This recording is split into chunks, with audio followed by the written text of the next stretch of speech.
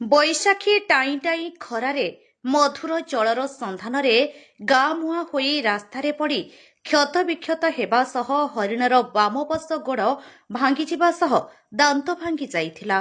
ରାସ୍ତାରେ ମୁର୍ମୂଷ ଅବସ୍ଥାରେ ହରିଣର ଏ ଅବସ୍ଥା ଦେଖି ସ୍ଥାନୀୟ ଯୁବକ ହରିଣଟିକୁ ଉଦ୍ଧାର କରି ନେଇଥିଲେ।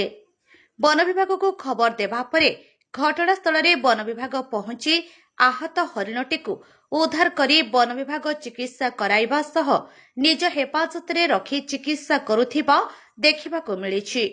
ହଁ ଦର୍ଶକ ବନ୍ଧୁ, ଗତ 19 ତାରିଖ ରାତିରେ ହରିଣଟି ଖାଦ୍ୟ ଓ ମଧୁର ଜଳ ସନ୍ଧାନରେ ପାଖ ଜଙ୍ଗଲରୁ ବାହାରି ଆସି ଜମ୍ବୁ ମାର୍ଶାଘାଇ ରାସ୍ତାର ମହାକାଳପଡ଼ା ବସ୍ଷ୍ଟାଣ୍ଡ ସନ୍ନିକଟ ରାସ୍ତା ପାର ହେଉଥିବା ବେଳେ ଦ୍ରୁତଗତିରେ ଆସୁଥିବା ଗାଡ଼ିରେ ପିଟି ହୋଇ ଗୁରୁତର ଆହତ ହୋଇଥିଲା।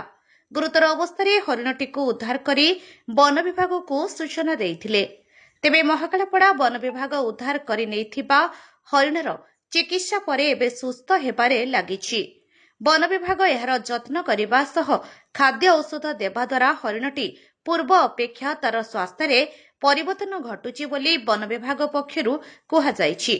ତେବେ ହରିଣଟି ସମ୍ପୂର୍ଣ୍ଣ ସ୍ୱାସ୍ଥ୍ୟ ହେବା ପରେ ଜଙ୍ଗଲରେ ଛାଡ଼ି ଦିଆଯିବ ବୋଲି କୁହାଯାଇଛି।